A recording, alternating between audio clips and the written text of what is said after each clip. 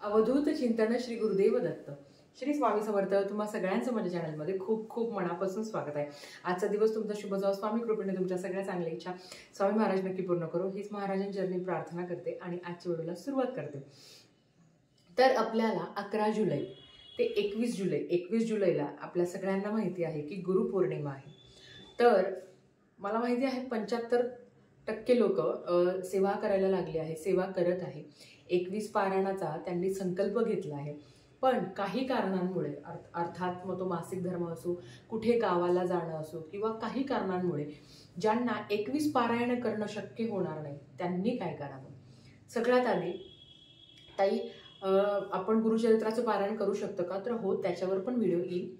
थोडंसं धीर धरा कारण ती खूप मोठी रिक्वेस्ट आहे. आजच्या व्हिडिओमध्ये मी तुम्हाला 21 जुलै निमित्त म्हणजे गुरुपौर्णिमेनिमित्त आपल्याला 11 जुलै ते 21 जुलै असं 11 जुलै ते 21 जुलै असं 11 दिवसाचं आपल्याला पारायण करायचं आहे. 11 दिवसाची संकल्पयुक्त कुठली पण सेवा करायची आहे. आता पारायण कुठले करायची, सेवा कुठली करायची, तर त्याच्या आधी ना आपण नियम बघूया. कारण काय होतं ना, सगळ्यात आधी तुम्ही व्हिडिओ सगळा बघा.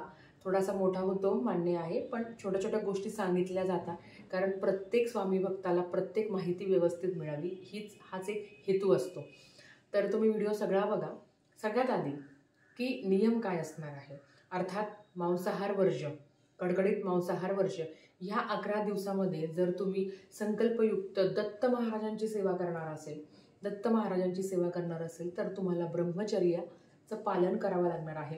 आता दत्त महाराजांची सेवा कुठली ते पण आपण बघूया, पण आधी नियमच सांगूया. कांदा लसूण काही हरकत नाही, ते तुम्ही खाऊ शकता. मांसाहार कडकडीत वर्ज्य आणि ब्रह्मचर्याचं पालन तुम्हाला म्हणजे करायचं आहे. तुम्हाला ब्रह्मचर्या पालन करायचे आहे किंवा जेव्हा तुम्ही दत्त सेवा करणार असाल तेव्हा. स्वामींची सेवा करताना ब्रह्मचर्याचं पालन नाही केलं तरी चालतं. तुमची इच्छा असेल तर तुम्ही करू शकता, हरकत नाही. पण त्याला काही बंधन नाही आहे कारण महाराज तेच म्हणतात की संसारिक माणूस आहोत आपण. स्वामी सेवेत 2 गोष्ट खूप महत्त्वाची आहे. एक तर विश्वास आणि दुसरा वेळ. महाराजांना ह्या 2च गोष्टी तुमच्याकडनं पाहिजे, बाकी त्यांना तुमच्याकडनं काहीही नको. आणि ही जर द्यायची तयारी असेल तरच सेवा करा. आता आपण सगळ्यात आधी दत्त सेवेकडे वळूया की तुम्हाला काय करायचं आहे. ह्या जो काही 11 दिवस तुम्हाला सांगितलं आहे याच्यात तुम्हाला काय सेवा करायची आहे. सगळ्यात आधी सेवा येते ती तुम्हाला घोर कष्ट उद्धारम स्तोत्रम.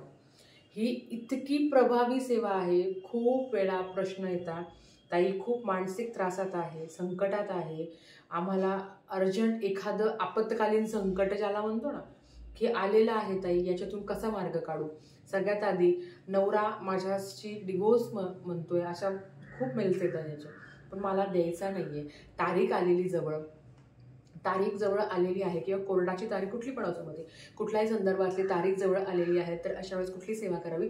तर घोर कष्ट उद्धारम स्तोत्रमचं पठण तुम्हाला करायचं आहे. जास्तीत जास्त त्याचं पठण करायचं आहे, जास्तीत जास्त. आता मी तुम्हाला 11 वेळा सांगते आहे की 11 दिवस तुम्हाला 11 कमीत कमी बरं का, कमी. आता 3 वेळा करून का 5 वेळा करू का, 11 वेळा कमीत कमी तुम्ही 21 वेळा करा. तुम्ही जर 11 दिवस लगातार 51 वेळा घोर कष्ट उद्धारम स्तोत्रमचं जर पठण केलं ना, तुम्हाला खूप चांगला अनुभव बघायला मिळेल.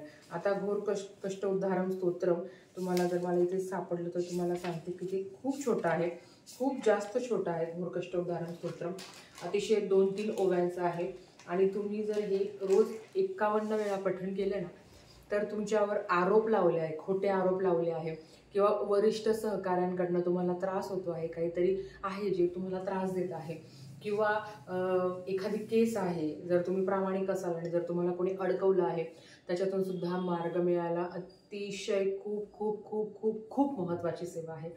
तुम्ही करून बघा, अनुभव येईल. तुमच्या आसपास जर कोणी ह्या संकटातून ह्या त्रासातून जात असेल तर त्यांना नक्की सांगा. एक आहे घोर कष्ट उद्धारम स्तोत्रम. दुसरं दत्त बावणे.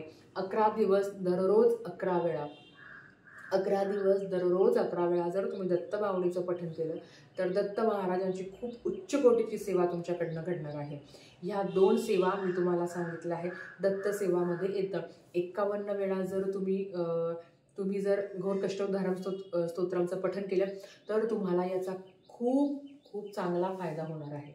हे झाले 2. आता तिसरं आपण स्वामी सेवेकडे वळूया. स्वामी सेवेमध्ये काय येतं तर अर्थात स्वामी चरित्र सारामृत आपल्याला याचं पठण करायचं आहे. अजूनही कमेंट्स येतात की ताई हा ग्रंथ कुठे मिळेल, तर यस, हा ग्रंथ तुम्हाला जवळच्या केंद्रात मिळेल. तुमचे जवळ केंद्र असेल तर तिकडनंच घ्या, तुमचे कुरिअर चार्जेस वाचतील. ज्यांच्या जवळपास केंद्र नाही त्यांनी 8208729212 ह्या नंबरवर फोन करा, तुम्हाला घरपोच स्वामी चरित्र सारामृताचा हा ग्रंथ मिळून जाईल. हा छोटासा आहे पण अमृतासमान काम करतो बरं का, याचं तोड कोणालाच नाही. हे तुम्ही 11 दिवस करू शकता. दररोज 11 माळी तुम्ही श्री स्वामी समर्थ, श्री स्वामी समर्थ, श्री स्वामी समर्थ या स्पीडमध्ये तुम्ही 11 माळी दररोज 11 वेळा तुम्ही म्हणजे 11 दिवस असं तुम्ही 11 माळी पठण करू शकता. अर्थात टाईम एक असावा. एका बैठकीत तुम्ही सगळ्या सेवा करण्याचा प्रयत्न करा.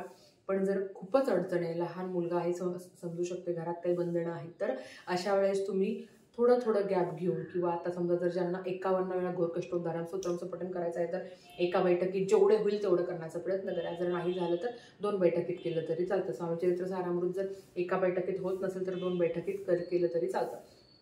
आणि ना 11 माळी 15 मिनटं, 11 माळीला मॅक्झिमम 22 ते 23 मिनटं लागतात.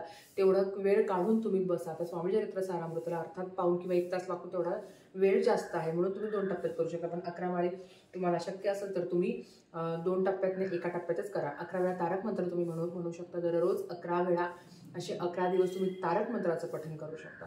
खूप सुंदर या सेवा सांगितल्या आहे. आता ताई घोरकष्टोद्धारम स्तोत्रम तुम्ही महाराजांसमोर बसून, दत्त महाराजांसमोर बसून केलं तर खूप खूप खूप उत्तम. पण अडचणी आहे ताई, मला कामावर जावं लागतं, खूप अडचणी आहे. प्रत्येक सेवा तेवढी स्पेसिफिकली जसं सांगितलं आहे तसं केलीच जाते असं नाही आहे. पण तुम्हाला जर देवासमोर बसून जर हे स्तोत्र घोरकष्टोद्धारम स्तोत्र किंवा दत्त बावणी महाराजांसमोर बसून झाली तर कराच. पण नाही झाली तर हरकत नाही. तुम्ही जॉबच्या ठिकाणी काम म्हणजे तुम्ही तुमच्या जॉबच्या ठिकाणी तुमचा लंच ब्रेक झाला, त्याच्यानंतर तुम्ही थोडा वेळ करून पठण करू शकता. फक्त पठण करताना एक मानसिकता ठेवा की चप्पल काढायची आहे, चप्पल साईडला ठेवायची आहे. भले तुम्ही ऑफिसला ट्रेनमध्ये असाल, उभं राहून जरी करत असाल तरी सुद्धा चप्पल बाजूला ठेवून सेवा करायची, नाही तर चप्पल घालून सेवा करता ते चुकीचं आहे. तर ते एक आहे. तुम्ही अगदी तुमच्या कामधंद्याच्या ठिकाणी तुम्ही जिथं नोकरी करता आहे, तुम्ही प्रवास करता आहे, तिथेही ही सेवा केली तरी चालेल.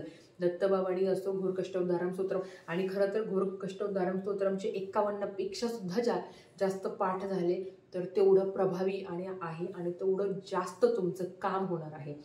घोरकष्टोद्धारम स्तोत्रम याचे दिव्य अनुभव आहे, तुम्ही घेऊन बघा. मी नेहमी म्हणत असते की नित्यसेवेमध्ये घोरकष्टोद्धारम स्तोत्रम तुम्ही दररोज त्याच्यामध्ये पठण करताना ते एक नियम लावा की मला घोरकष्टोद्धारम स्तोत्रमचं पठण करायचं आहे.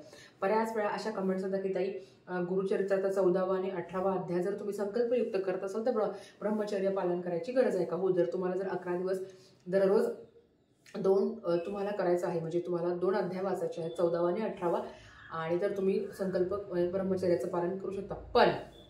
पण जर असंच नित्यसेवा म्हणून तुम्ही वाचणार असाल तर ब्रह्मचर्याचं पालन करायची गरज नाही. कांदा लसूणचे कुठलेही नियम नाही आहे. या ज्या काही सेवा आहे त्या तुम्ही, खरं सांगू का, काय होतं ना, जीव तोडून सांगत असते. बऱ्याच वेळा असं वाटतं की एक वाक्य 2-2 वेळा बोलते, पण मी काही कुठे स्क्रिप्ट घेऊन नाही बसत की असं आहे आणि इतकंच बोलायचं नाही. माझं सुरू झालं की ते सुरूच होतं आणि माहिती तेवढी महत्त्वाची असते तुमच्यापर्यंत यावी ते जास्त माझा हेतू असतो. आणि काही लोक खरंच बिचारी इतके भोळे बाबडे ना, त्यांना नाही समजत, म्हणून त्यांना संदर्भसहित स्पष्टीकरण द्यावं लागतं. आणि मला ती सवय आहे म्हणून कधी जास्त बोललं जातं आणि मग माझी तुम्ही समजून घेता, काही हरकत नाही. असो, तरी ह्या ज्या काही सेवा सांगितल्या आहे त्याच्यातली जी काही सेवा जमेल, जेवढी सेवा जमेल तेवढी करा. कधी कधी काय होतं ताई, लोनसाठी फाईल टाकलेली, मला स्वतःचं गरवावं खूप मोठं सुख आहे. तर प्रत्येकाची इच्छा असते की ताई लोनसाठी फाईल टाकलेली आहे, ती अप्रुव्हल व्हावी, म्हणून काय करू शकतो तुम्ही घोरकष्टोद्धारमचं स्तोत्रमचं पठण करता असंख्य वेळा. 51 काय तुम्ही 108 वेळा सुद्धा पठण करू शकता. याचा सुद्धा तुम्हाला अनुभव येणार आहे. एवढी सुंदर आणि उच्च कोटीची सेवा आहे, स्वतः अनुभव घेतला आहे म्हणून तुमच्यापर्यंत माहिती घेऊन आलेली आहे. आजच्यासाठी फक्त इतकं झालेली सेवा महाराजांच्या चरणी मी रुजू करते आणि आजचा व्हिडिओ तेच थांबवते. आवडला तर लाईक शेअर सबस्क्राईब करा. व्हिडिओ परत अशाच एका नवीन व्हिडिओसोबत अजून एक सांगायचं आहे.